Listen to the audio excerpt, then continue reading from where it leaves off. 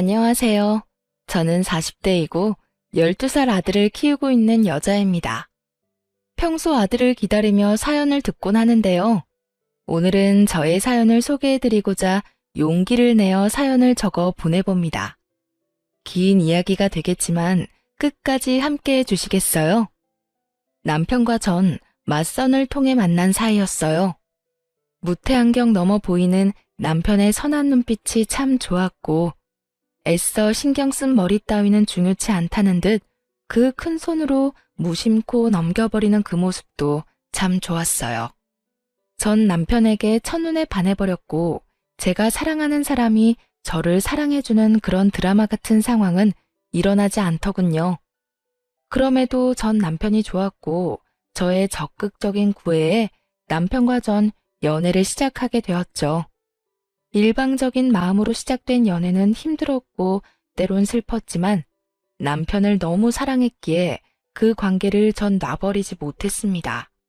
그때 그런 관계 따위 놔버리고 가버렸어야 했는데 전 그렇게 하지 못했고 그렇게 2년을 만났죠. 처음 만날 때와는 달리 남편은 점점 마음의 문을 여는 듯했고 그렇게 몇 달이 흐른 뒤 남편이 청혼해 왔어요. 우리 결혼할래요? 2년을 만나면서도 말을 놓지 않던 남편에게서 들은 청혼. 전 펑펑 우느라 대답도 하지 못하고 고개만 끄덕였고 그런 저를 남편은 꼭 안아주더군요. 그렇게 시작된 결혼 생활. 꿈꾸던 생활과는 달랐지만 행복했어요. 대면대면한 남편이었지만 그런 남편이라도 나와 부부로 살고 있다는 것이 참 행복하더군요. 네, 바보 같았던 것 맞아요. 하지만 그때 전 하루하루 저에게 마음을 붙여가는 남편의 모습을 지켜보는 행복함이 있었고 이윽고 저희 사이에 새로운 생명이 생겼다는 것을 알았을 때 비로소 남편은 정말 저의 가족이 되었습니다. 여보, 나 너무 기쁜 것 같아. 아니, 기쁘다. 행복해. 남편은 처음 저에게 말을 놓았고 저를 꼭 안아주었습니다. 그 후론 참 행복했어요. 꿈꾸던 결혼 생활이 시작된 듯한 기분이었죠. 남편은 언제 저에게 대면했냐는 듯 다정한 눈길과 말투로 저를 대해주기 시작했고 저 역시 남편에게 아낌없는 사랑을 주었어요. 그렇게 저흰 9년이란 시간 동안 참 행복했습니다. 사이가 좋아지고 난 후 단 한 번의 부부싸움도 없었을 뿐 아니라 언성 한 번 높이는 일이 없었어요. 그러던 어느 날 남편이 일이 바빠지기 시작하며 퇴근이 늦어지더라고요. 더불어 출장도 잦아졌고요. 남편은 저와 결혼하며 회사 생활을 그만두고 사업을 시작하게 되었었는데 그 사업을 조금 확장하기 위해 바빠진다는 말을 들었던 터라 별 대수롭지 않게 생각하고 있었어요. 그 당시 아들이 관심 있어 하던 축구에 재능을 보이며 아들의 뒷바라지를 하느라 바쁘기도 했지만 무엇보다 그렇게 생각했던 건 남편을 그 누구보다 믿었기 때문이었어요. 신혼 동안 대면했던 모습과는 달리 지난 세월 동안 남편은 다정한 남편이자 아들에겐 둘도 없는 친구이자 아빠였기에 전 더욱 의심이란 걸 할 생각도 못했던 거죠. 하지만 의심과는 별개로 늦어지는 퇴근과 잦은 출장에 섭섭해지는 마음이 드는 것은 당연했고 전 그런 마음을 남편에게 숨기지 않고 표현했어요. 저기 여보, 요즘 너무 늦는 거 아니야? 출장도 너무 잦고. 당신 회사 일 바쁜 거 잘 아는데 그래도 나 좀 섭섭해지려고 해. 저번 주 주말에도 출장 간다더니 또 이번 주 출장은 당신이 생각해도 너무한다고 생각하지 않아? 아, 나라고 이러고 싶어서 이러겠어. 그만큼 바쁜 걸 어쩌겠어. 다른 것도 아니고 회사 일인데 이런 것도 이해 못 해줘? 다른 이유 때문이 아니라 우리 가족 잘 먹고 잘 살자고 하는 일인데 조금만 더 참고 기다려줘. 그렇지 않아도 이번 일만 끝내면 좀 쉴 거야. 쉬면서 당신이랑 우리 금쪽 같은 아들이랑 시간도 많이 보내고 여행도 다니면서 말이야. 신경질적이던 남편의 말투는 어느새 다정하게 바뀌어 있었고 두 손으로 제 손을 감싸주며 저를 달래주고 있었어요. 남편의 그런 행동에 저는 도리어 남편에게 미안해졌고 저는 남편에게 투정 부리지 않고 제 할 일을 하며 시간을 보내고 있었죠. 새벽 일찍 나가는 남편의 아침 밥상은 잊지 않고 챙겼고 아들의 지방 경기를 위해 장거리 운전도 마다하지 않으며 그렇게 가정을 위해 바쁘게 살았어요. 남편 역시 제가 섭섭하다는 말을 꺼낸 것이 마음에 걸렸는지 출장 스케줄은 따로 잡지 않았고 단지 늦는 날만 잦아질 뿐이었어요. 늦어지는 퇴근, 딱 그것만 아니라면 그야말로 완벽한 결혼 생활이었어요. 아들은 자신이 하고 싶은 축구에서 재능을 보이며 꽤나 즐기고 있었고 남편의 사업도 잘 풀리는 듯하고 저 또한 가정에서 힘쓰고 있었으니 그만하면 되었다 싶었죠. 비록 제 꿈과는 거리가 먼 그저 두 남자의 뒷바라지일 뿐이었지만 현재 제가 가정에 충실하고 힘쓰는 것이 저의 새로운 꿈이라고 생각하며 만족하며 살아가고 있었어요. 그 무렵부터였던 것 같아요. 제가 옆집 여자와 친분을 쌓아갔던 게 말이에요. 전 당시 5살 된 딸아이를 키우고 있는 옆집 여자와 꽤 친하게 지냈는데 가깝게 지내다 보니 자연스럽게 그 집의 사정까지 알게 되었어요. 언니, 나 사실은 미혼모다? 응? 미혼모? 그러면 애 아빠는 네가 애 낳았다는 사실을 모르는 거야? 응. 헤어지고 난 뒤에 나도 임신했다는 사실을 알게 됐어. 지울까 고민도 했었는데 도저히 지울 수가 없더라고. 그래서 그냥 낳았지 뭐. 사실대로 밝히지 그랬어. 헤어지고 바로 알았으면 다시 잘 될 수도 있었을 텐데. 그럴 만한 일이 좀 있었어. 하여튼 그렇게 혼자 키우고 있다가 1년 전인가? 우연히 애 아빠를 만났어. 그래서 이쪽으로 이사 오게 된 거고. 애 아빠가 이사시켜줬거든. 어머, 그래? 두 사람 아무래도 인연인가 보다. 그래서 두 사람 같이 살기로 한 거야? 결혼할 거냐고. 그게 아직 고민 중이야. 어떻게 해야 할지. 고민할 게 뭐가 있어? 애도 있는데. 애 생각해서 좋게 생각해. 애 아빠가 합칠 마음이 있어 보이거든. 그냥 확 잡아버리란 말이야. 전 옆집 여자를 목에 핏대까지 세우며 응원했고 그 응원이 얼마나 웃기고도 말도 안 되는 응원이었는지 그땐 알지 못했죠. 그렇게 사정을 알고 난 후 전 옆집 여자와 더욱 가까워졌고 어느 날엔가 친정에서 대게를 보여줬는데 너무 많이 보내줬다며 집으로 초대하더라고요.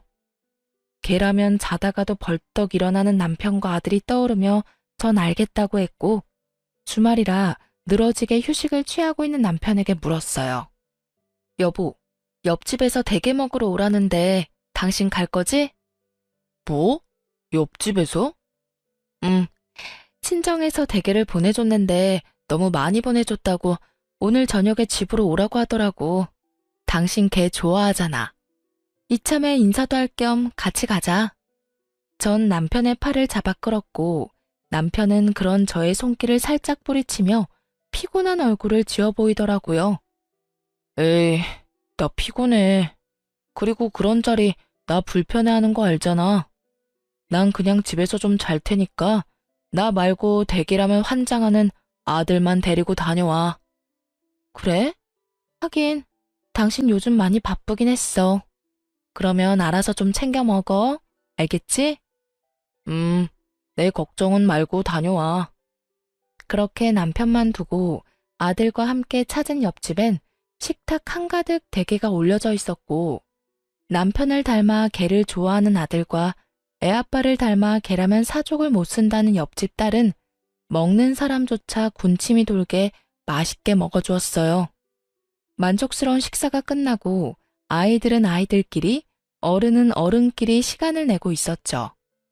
대화가 잘 통하던 탓에 시간은 속절없이 흐르고 있었고 어느새 시계바늘이 9시를 향하고 있다는 것을 깨달은 전 황급히 집으로 돌아가기 위해 아들을 불렀어요.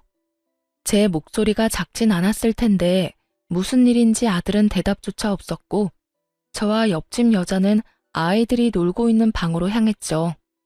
방에 가까워질수록 다투는 소리가 들린다 싶더니 아니나 다를까 두 아이는 다투고 있었어요. 너희 뭐해? 왜 싸우고 있어? 저의 물음에 아들은 이렇게 말하더군요. 엄마, 이거 우리 아빠 손수건이잖아. 우리 아빠 손수건이 여기에 있어서 내가 가져가서 아빠 주려고 했는데 얘가 계속 자기 아빠 거라고 못 가져가게 하잖아. 이렇게 말한 아들은 손수건을 더욱 꽉 쥐었고 전 그 손수건이 왜 여기에 있어? 라고 말하며 아들의 손에서 손수건을 뺏으려는 순간 설마 남편의 손수건일까 했던 제 생각은 순식간에 바뀌었어요. 아들이 쥐고 있는 손수건은 남편의 손수건과 똑같더군요. 그 손수건, 아들이 용돈을 모아 남편의 생일 선물로 준 것이었던 터라 모양을 정확히 기억하고 있었거든요. 뭐 널리고 널린 손수건 중 똑같은 것이 있을 수도 있긴 하지만 남편의 손수건은 아들이 시댁인 시골에 내려갔을 때 오일장이 열린 장터에서 산 촌스러운 손수건이었던 터라 그 상황이 의아했어요. 백화점도 아닌 그렇다고 마트도 아닌 시골 장터 오일장에서 산 촌스러운 손수건을 두고 싸우는 상황이라니. 솔직히 속으로 많이 당황스러웠지만 옆집 아이와 아들의 싸움을 멈추는 게 우선이었기에 아들에게 애써 상황을 잘 설명해 주었죠. 아들, 이건 아빠 손수건이랑 똑같긴 한데 아빠 손수건은 아니야. 여기 동생 아빠 손수건이라고 하잖아. 그러니까 아빠랑 아저씨랑 손수건이 똑같은 그런 상황인 거지. 우리 아들이 충분히 헷갈릴 수 있는 상황이었고 이젠 아니란 걸 알았으니 어떻게 해야 할까? 저의 설득에 아들은 손수건은 동생에게 건네주었고 저흰 집으로 돌아왔어요. 집으로 돌아온 저는 방금 일어났던 상황을 남편에게 말해주었죠. 여보, 방금 옆집에서 뭘 봤는 줄 알아? 뭔데? 당신 손수건. 왜 있잖아. 우리 아들이 당신 생일이라고 용돈 모아서 사줬던 그 촌스러운 손수건. 그 손수건이랑 똑같은 손수건이 옆집에 있지 뭐야?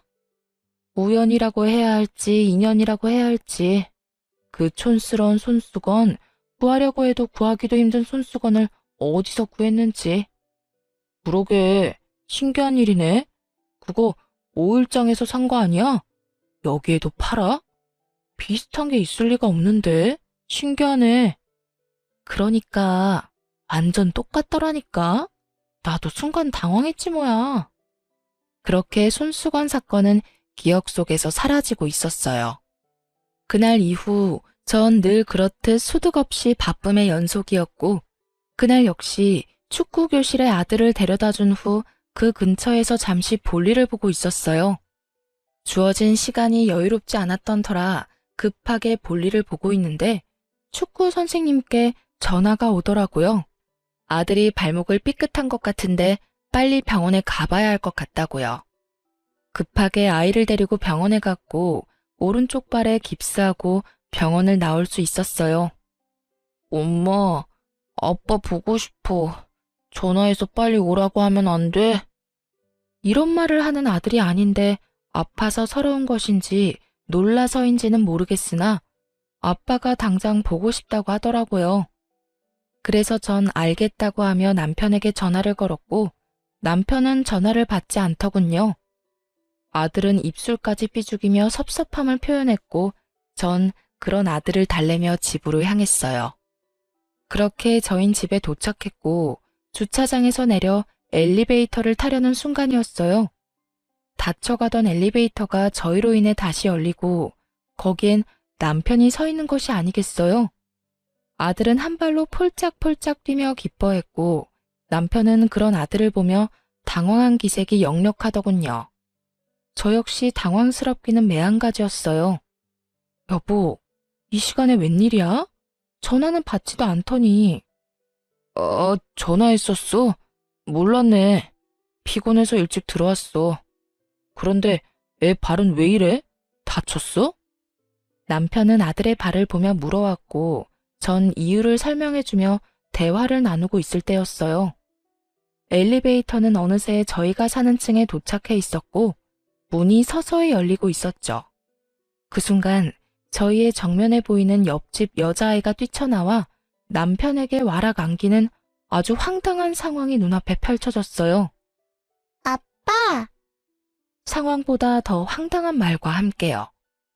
어느새 남편의 바짓가랑이를 움켜쥔 아이는 남편의 다리에 얼굴을 비비며 애교를 부리고 있었고, 그런 상황이 납득이 될 리 없는 아들이 아이를 밀치며 고함을 질러댔어요. 우리 아빠야. 우리 아빠라고. 너 저리 비켜. 정말 정신이 하나도 없더라고요. 화가 나 씩씩거리는 아들, 그런 아들에게 밀쳐져 울음을 터뜨려버린 옆집 아이, 그리고 그 두 사람과 함께 저의 눈치까지 살피는 남편. 전 아무 말도 행동도 하지 못하고 있었고, 눈치를 살피던 남편이 옆집 딸을 안아 올리더군요. 옆집 딸을 안은 남편은 문 앞에서 굳어버린 옆집 여자에게 딸을 건네주며 이렇게 말했어요. 아빠를 기다리고 있었나 보네요. 우리 아들 때문에 많이 놀란 것 같은데 잘 달래주세요.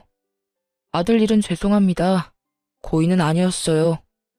사과까지 마친 남편은 여전히 씩씩거리는 아들과 저를 데리고 집으로 들어와 버렸고, 남편의 손에 의해 집으로 들어오던 저는 보고야 말았어요. 딸을 품에 꼭 안고서 저를 바라보던 옆집 여자의 황당함과 분노가 섞인 눈빛을요. 그렇게 집으로 돌아온 남편은 아무 일도 없었다는 듯이 피곤하다며 욕실로 들어가 씻기 시작했고, 단순한 해프닝이라 여기고 넘기기엔 이상했어요. 옆집 아이를 아들이 밀어서 화가 났나 하고 생각하기엔 분노의 정도가 도를 지나쳐 보였고, 그렇다고 해서 저런 표정을 지을 만큼 저희가 잘못한 것도 없었기에 저는 황당하기도 의아하기도 했죠. 거기에다 5살이면 어리다고는 하나 아빠의 얼굴을 구분하지 못할 만큼 어리지 않았고, 헷갈렸다고 하기엔 아이의 반응이 너무나도 확고했죠. 그렇게 제가 깊은 생각에 빠진 사이 남편이 씻고 나왔고, 전 마땅히 남편에게 물을 말이 떠오르지 않더라고요. 그저 이상한 의문뿐인 상황에서 섣불리 말을 꺼냈다간 저만 이상한 사람으로 몰릴 것이 뻔했고, 남편은 태연하게 로션까지 바르며 잘 준비하고 있었으니 집요하게 묻기가 좀 그랬어요. 그래서 전 왜인지 모르는 불길한 예감에 옆집을 살피기 시작했습니다. 다음날 부상 때문에 아들은 며칠 쉬는 기간을 가지기로 했고, 전 옆집으로 찾아갔어요. 어제 상황도 그러했으니 무엇라 말하는지 듣고 싶었던 마음이 컸으니까요. 옆집 여자는 어제와는 달리 반가운 얼굴로 저를 맞으며 상황을 설명하기 시작하더군요. 어머, 언니 왔어? 어제는 많이 놀랐지. 나도 어제는 딸이 오니까 앞뒤 생각도 못하고 화가 나서 아무 말도 못했는데, 진정이 되고 나니까 다 우리 잘못이더라고. 미안해. 우리 딸이 어제 아빠 온다고 온종일 기다렸거든. 그래서 현관문 앞에서 기다리고 있었던 거고. 그렇게 기다리고 있는데 엘리베이터 문이 열리고 성인 남자가 보이니까 제대로 보지도 않고 아빠라고 생각했는가 보더라고. 정말 미안해, 언니. 웃기게도 안심이 되더라고요. 그 순간 여자의 말을 정말로 믿었던 것인지 아니면 믿고 싶었던 것인지. 자세히 당시의 마음까지 기억나진 않지만 확실한 건 안심이란 걸 했다는 것이었어요. 아니야, 그럴 수 있지. 어제 많이 놀랐겠다. 자다가 울진 않았어? 애들 많이 놀라면 자다가 깨서 울곤 하잖아. 아니, 나도 걱정했었는데 다행히 그러진 않았어. 아이의 상태를 확인한 후 그 뒤로 나눈 대화는 평소와 같았어요. 애들 크는 이야기, 저녁 반찬 이야기 등등. 제가 경계를 늦추고 안심하며 대화를 이어나가는 순간 차량 입차를 알리는 알림이 울렸고, 저는 자연스럽게 고개를 돌려 인터폰으로 시선이 향하게 되었어요. 언니, 그이 오나 보다. 그렇지 않아도 오늘 온다고는 했었는데 이렇게 일찍 올 줄은 몰랐네. 미안한데 다음에 또 이야기 나누면 안 될까? 오늘 중요하게 나눌 이야기가 있어서. 알겠어. 그럼 가볼게. 서둘러 신발을 신고 나오는 길. 저는 또 보고야 말았어요. 차량 입차 알림에 뜬 차량 번호가 남편의 차 번호와 같다는 것을요. 옆집에서 나오자마자 다리가 다 떨려오는데 이게 무슨 일인가 싶더라고요. 아니라고 하기엔 분명 남편의 차 번호였기에 저는 확인해야만 했죠. 그래서 전 복잡한 생각은 잠시 접어두고 몸을 숨겼어요. 남편의 차가 입차를 했으니 곧 남편이 여기로 올라올 테니까요. 저희 집 대문을 열었다가 들어가지는 않고 그대로 닫아버리고 최대한 조용하고 빠르게 비상용 계단으로 가 반층을 더 올라가 몸을 숨겼어요. 그 순간 내려가는 것이 더 빠르고 쉬웠을 텐데 왜 올라가는 길을 선택했는지는 아직도 의문이긴 하지만 결과적으론 하늘이 도운 결정이었죠. 제가 들어갔다고 생각했는지 조용하던 옆집 문이 열리는 소리와 함께 옆집 여자의 목소리가 들려오더라고요. 자기야. 그 여자 방금 집으로 갔어. 지금 바로 올라오면 돼. 여자의 말이 끝나는 타이밍에 맞춰 아래층에서 다다다 하는 발걸음 소리와 함께 계단을 올라온 남편. 두 눈마저 의심하게 되는 순간 남편이 빠르게 옆집으로 들어가 버리더군요. 저의 머릿속엔 옆집 여자의 말과 함께 그간의 사건들이 떠오르기 시작했어요. 1년 전에 다시 만났는데 함께 살지 고민스럽다던 옆집 여자. 남편의 손수건과 똑같이 생긴 손수건이. 서로 자기 아빠의 것이라고 우기며 싸우던 아이들. 그건 모두 남편에 대한 말이었고 남편의 것이었던 거죠.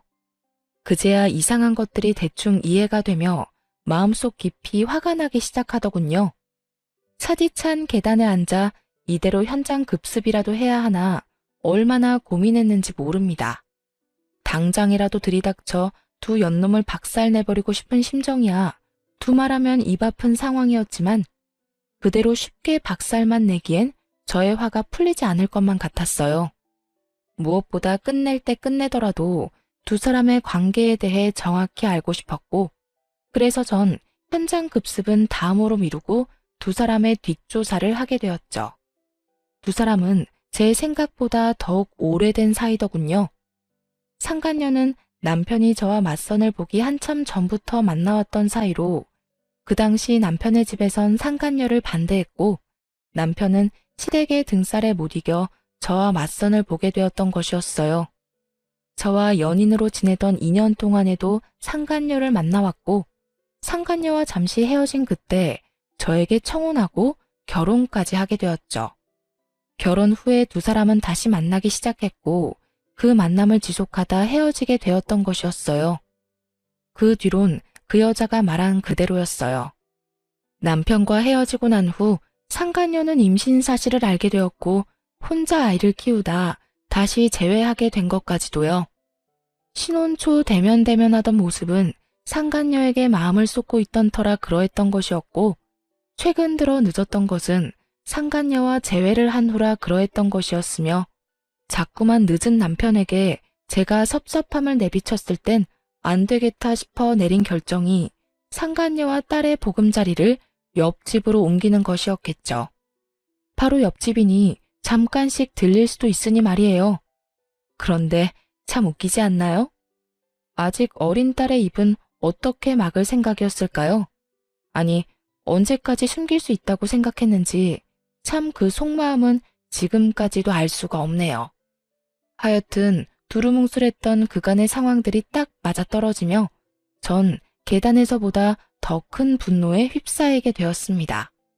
도대체 저를 얼마나 우습게 봤으면 상간녀와 딸을 우리 집 옆에다 이사시킬 수 있는 것인지, 그 사랑이 얼마나 대단했으면 그 긴 세월 상간녀를 잊지 못하고 결국 다시 만나는 것인지.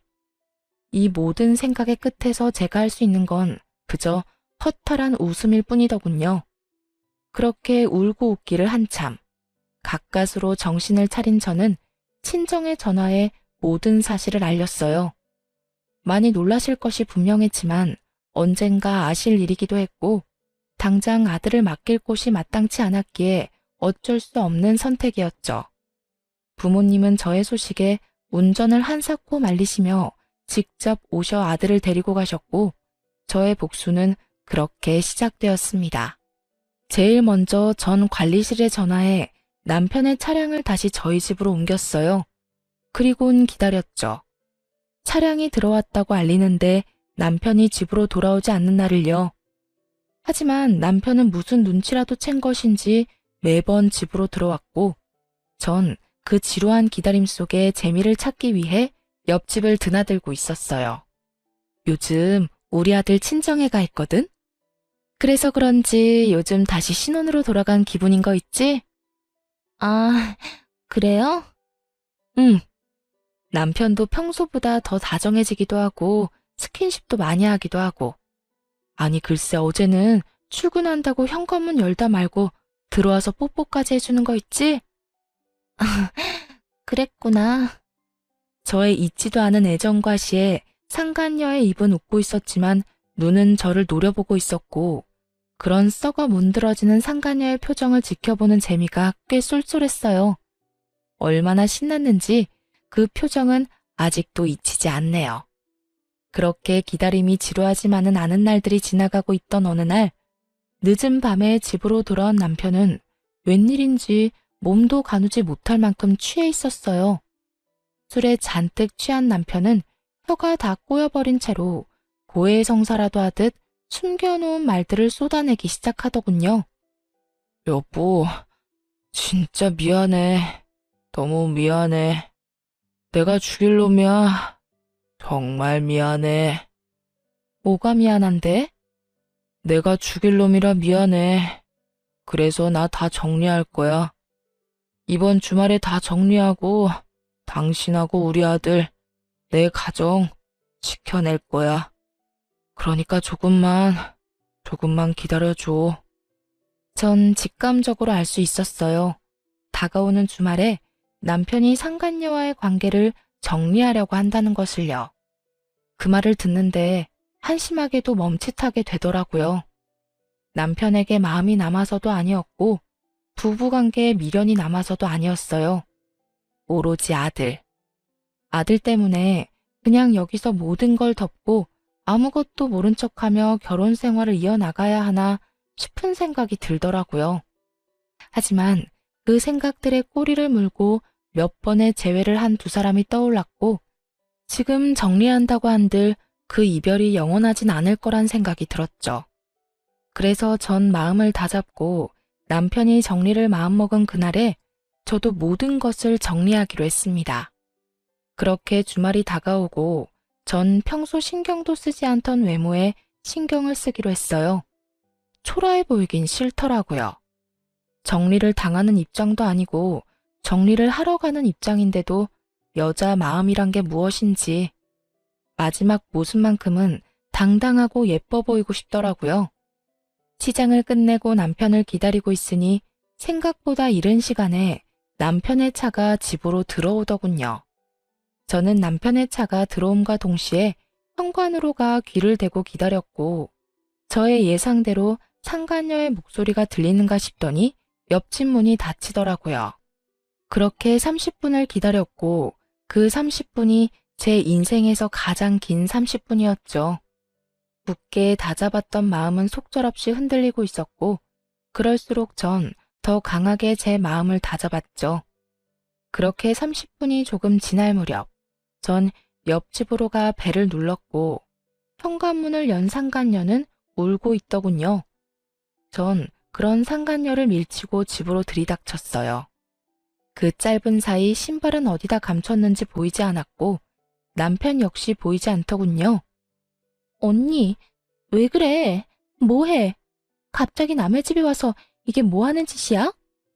상간녀는 고함을 지르며 저를 말리려고 애썼지만 이미 눈이 돌아버린 저는 그런 상간녀를 밀치고 남편을 찾기 시작했어요.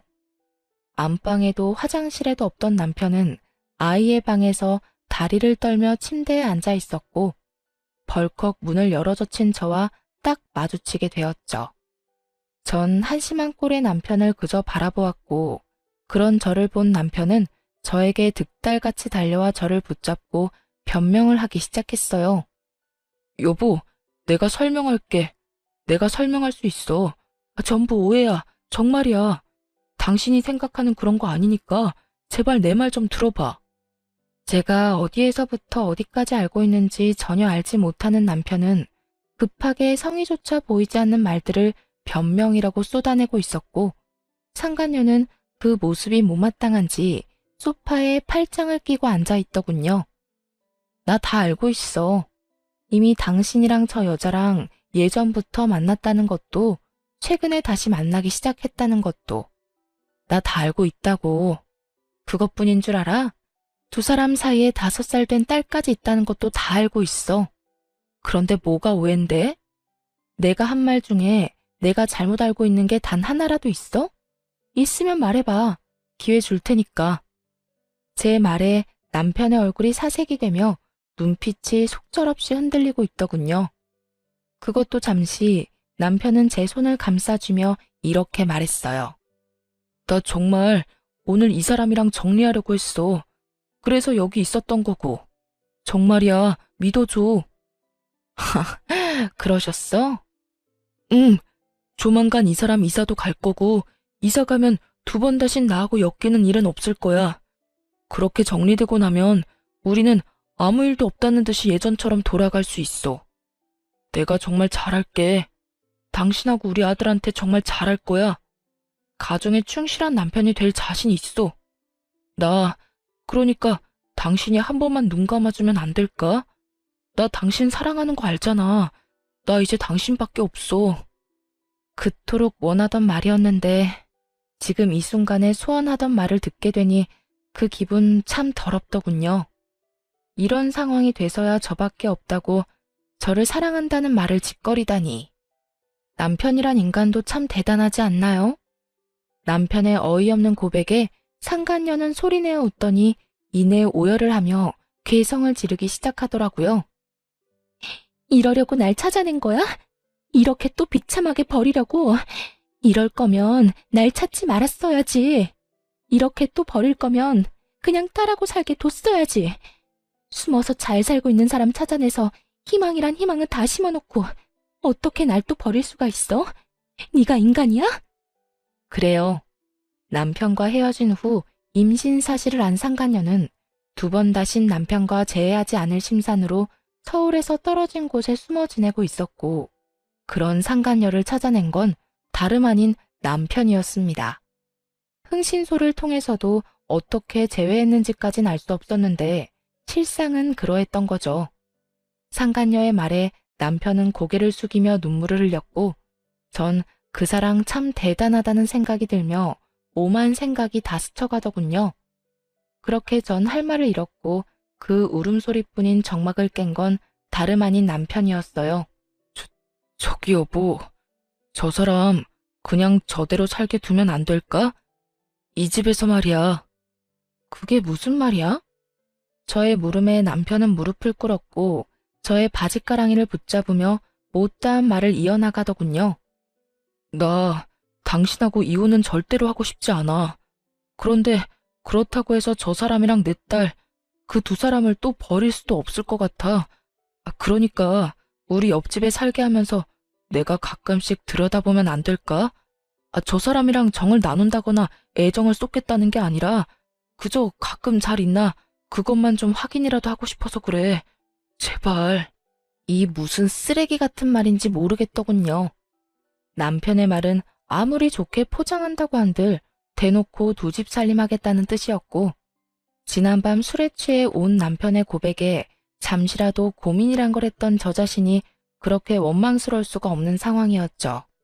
전 무릎을 꿇고 앉은 남편의 뺨을 있는 힘껏 내리쳐버렸어요. 네가 인간이야? 어떻게 인간이 그렇게나 뻔뻔할 수가 있어? 어떻게 나한테 그런 요구를 할 수가 있냐고. 뭐? 가끔 들여다보고 싶다고? 확인하고 싶다고? 그게 나한테 할 말이라고 생각해?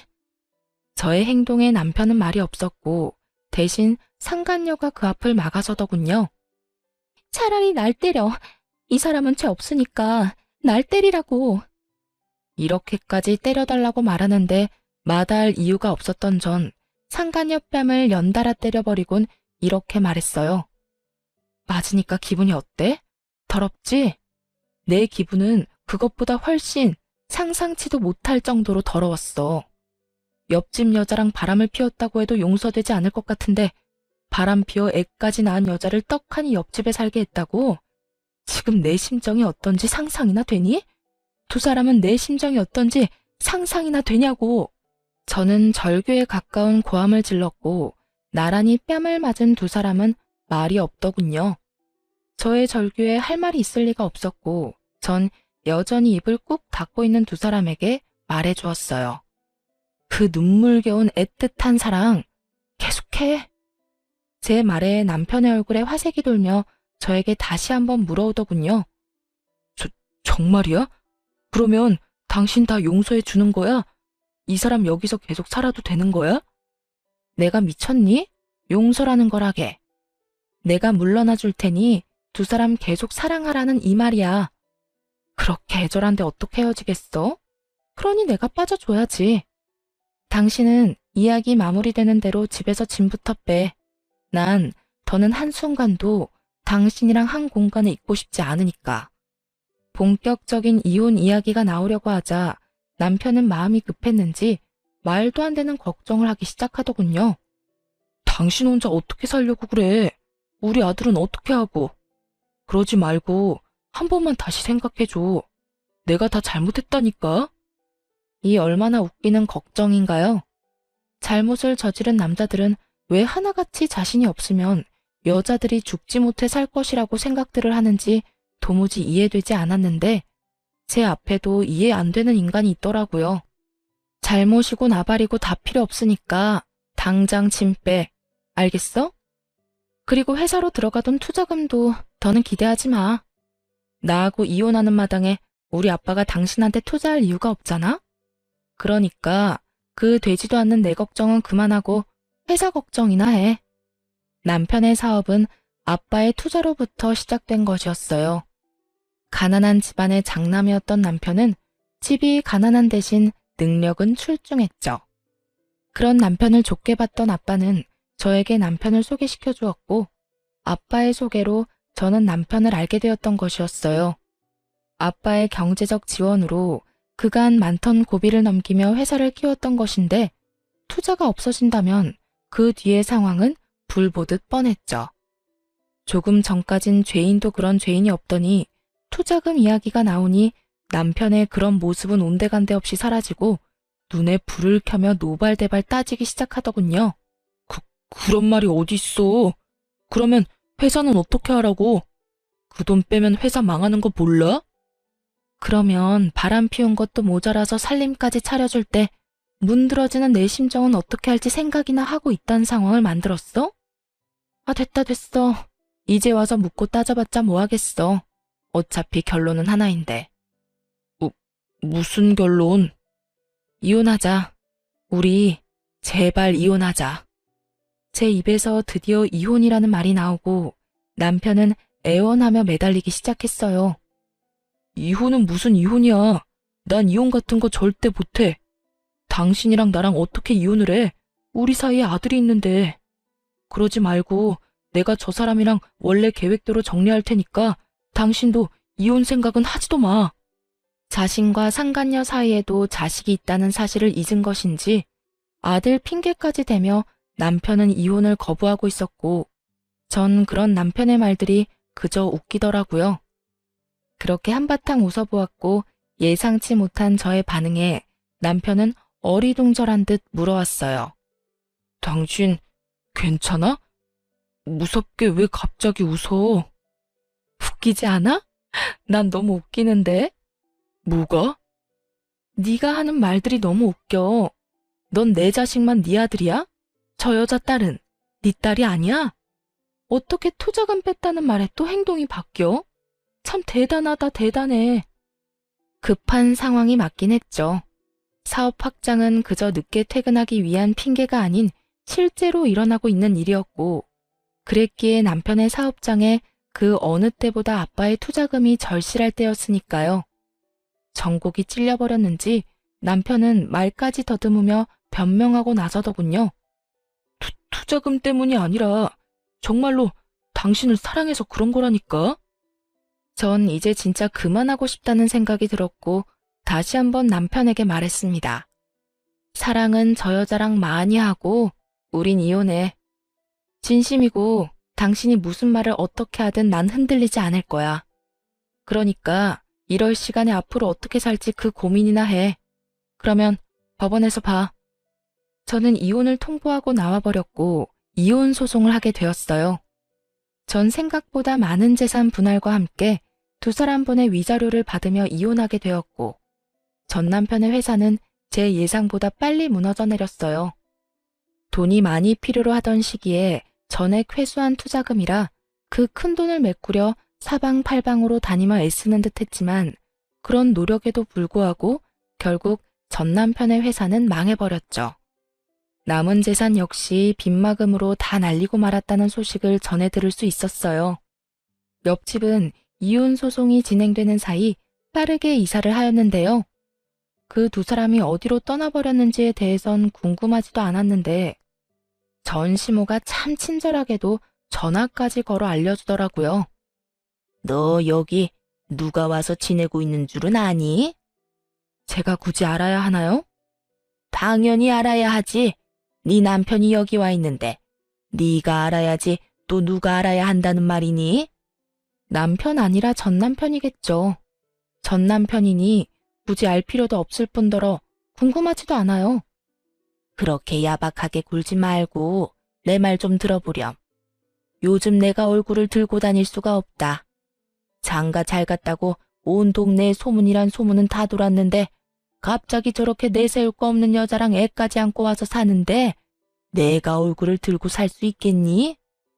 그래서요? 그래서요는 무슨 그래서요야. 네가 다시 우리 아들 데리고 가야지. 저 여자랑 딸은 내가 어떻게 해서든 떼낼 테니까 네가 우리 아들 좀 다시 데리고 가라. 아들 혼자 올라가는 것보다 네가 내려와서 데리고 가는 게 여러모로 보기 좋지 않겠니? 이 와중에도 자신의 체면을 생각하는 전시모의 말을 듣고 있는데 참으로 어이가 없더군요. 어떤 생각으로 살면 저런 말을 아무렇지 않게 내뱉을 수가 있는 것인지 그 머릿속이 다 궁금해지는 지경이었어요. 그럴 거였으면 애초에 이혼 따윈 하지 않았겠죠. 돈 쓰고 시간 써가며 소송까지 한 이혼이에요. 그렇게 힘들게 한 이혼인데 제가 미쳤다고 거기까지 내려가서 그 인간을 다시 데리고 오겠어요? 바람 피운 것도 모자라서 애까지 있는 파렴치한 놈을요? 저는 욕이라도 하고 싶은 마음을 겨우 억누르며 말했고 그런 제 말을 들은 전시모의 입에서 나오는 말들은 너무나도 주옥 같아 가관일 수밖에 없더군요. 잘 생각해보려무나. 내 아들이 바람을 왜 피웠겠니? 왜 그 여자를 못 잊었겠어? 다 네 잘못이지 않겠니? 네가 내 아들 마음만 잘 잡고 살았어도 이런 일이 있었겠어? 남편 마음 하나 잡지 못한 것이 어디서 다 내 아들 탓만 하고 있어? 말이야 바른 말이라고 싫다고 하는 걸 겨우 설득해서 결혼시켰으면 그 다음부턴 네가 알아서 했어야지. 내 말이 틀리니? 같은 여자로서 그게 할 말이에요? 제 탓이라뇨. 바람 피운 사람이 잘못이지 믿고 있다가 뒤통수 맞은 사람이 무슨 잘못인가요? 그렇게 마냥 믿고만 있으래? 기가 막혀서 진짜 궁금해서 물어보는 건데 그렇게 당당한 어머님은 아버님이 옛 여자랑 다시 만나서 애까지 낳고 옆집에서 두 집 살림한다고 하면 그저 참고 살 수 있어요? 넌 무슨 그렇게 재수없는 말을 하니? 그러니까요. 나도 마찬가지예요. 본인도 못 참고 못할 일을 왜 나한테 요구하는지 모르겠는데요. 상상만 해도 재수없는 그 상황을 실제로 겪어냈는데 다시 잘 살아 볼 생각을 한다면 그건 내가 미친년이죠. 그렇지 않나요? 저기 그러지 말고 잘 생각해보거라. 내려오는 게 정 안 되면 굳이 내려오지 않아도 돼. 아니 다 필요 없고 이혼했으니까 다신 연락하지 마세요. 연락받는 것도 오늘이 마지막이니까. 너 정말 끝까지 이럴 거야? 사과 한마디 없이 끝까지 당당한 전시모의 말을 듣고 있는데 도대체 왜 내가 이런 인간이랑 시간 낭비를 하며 통화를 하고 있나 깊은 회의감마저 들더군요. 그래서 전 모질게 할 말을 다 하고 전화를 끊어버렸어요. 네, 끝까지 이럴 거고요. 저한테 이럴 시간에 아들한테나 신경 쓰세요. 그 잘난 아들 쫄딱 망해서 내려간 건 전혀 모르죠? 당연히 동네 사람들도 모를 테고.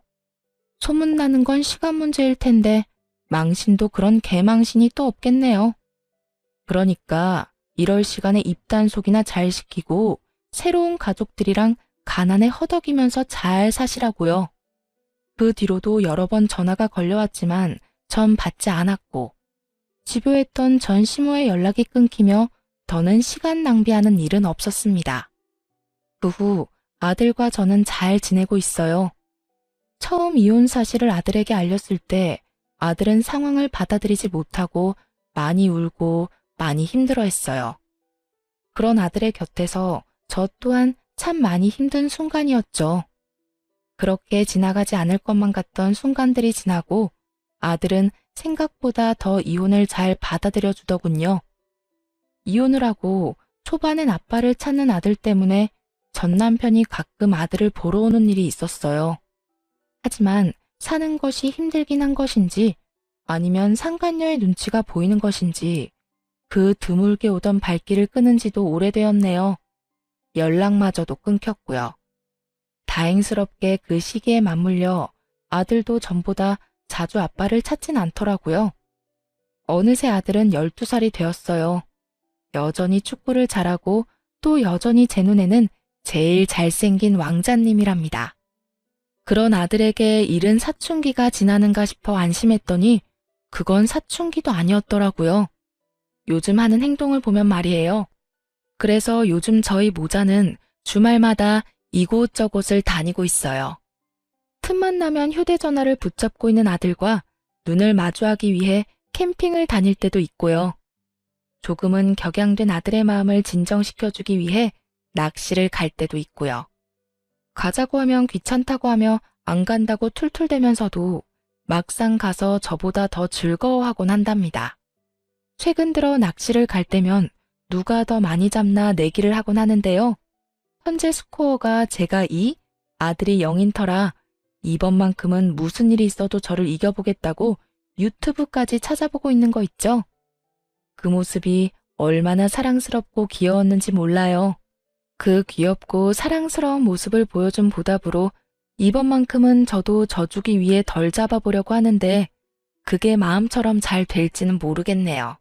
잘 되는 날은 먹이 없는 바늘에도 낚이는 것이 물고기이니까요. 아들에게 아빠의 빈자리란 제가 감히 생각도 하지 못할 정도로 크기 때문에 걱정이 앞섰던 것은 사실이에요. 하지만 그런 이유로 결혼 생활을 유지했다면 결국 저도 저지만 아들 역시 불행했을 테죠. 그래서 저는 결정을 내렸고 아들도 저도 생각보단 더 잘 이겨내고 있어요. 하루가 다르게 자라는 아들과 함께 앞으로 남은 날들도 잘 살아보려고 합니다. 다들 응원해 주실 거죠? 이로써 저의 긴 사연은 끝이 났습니다. 제 사연 들어주신 분들 감사합니다. 좋은 하루 되세요.